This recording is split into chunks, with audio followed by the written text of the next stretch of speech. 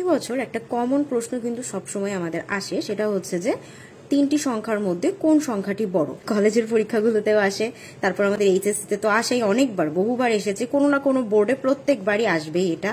আর test এক্সামগুলোতেও দেয়, অন্যান্য college পরীক্ষাগুলোতে আমরা দেখে থাকি যে এই প্রশ্নটা অবশ্যই দিয়ে থাকে। তো এই প্রশ্নটা বোঝার জন্য বা কোডটা বোঝার জন্য প্রথমে আসলে লজিকগুলো আমাদের বুঝতে হবে।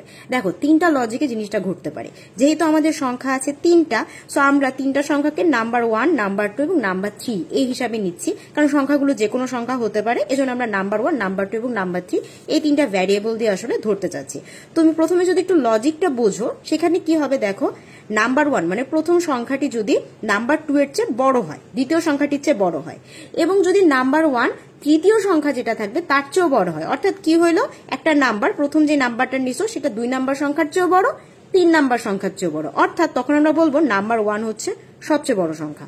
আচ্ছা, দ্বিতীয় কেসটা হচ্ছে যে না, দ্বিতীয় যে নাম্বারটা নিয়েছিলে সেই নাম্বারটা আসলে প্রথম নাম্বারের চেয়েও বড় এবং সাথে সাথে আবার তৃতীয় নাম্বার চেয়ে বড়। তার মানে কি দাঁড়ালো, নাম্বার 2 যে আছে সে নাম্বার 1 এবং নাম্বার 3 তিনজনের চেয়েই বড়। তাহলে আমরা কি বলতে পারি, তিনটা সংখ্যার মধ্যে নাম্বার 2 সবচেয়ে বড়। এখন উপরের দুইটা যদি কোনোটাই না ঘটে, তাহলে কি বুঝবো আমরা, তখন আমরা বুঝবো নাম্বার 3 নাম্বার 1 এবং নাম্বার 3 মানে নাম্বার 2 এর থেকে আসলে বড়। এখানে একটু মিস্টেক হয়েছে, 2 হবে।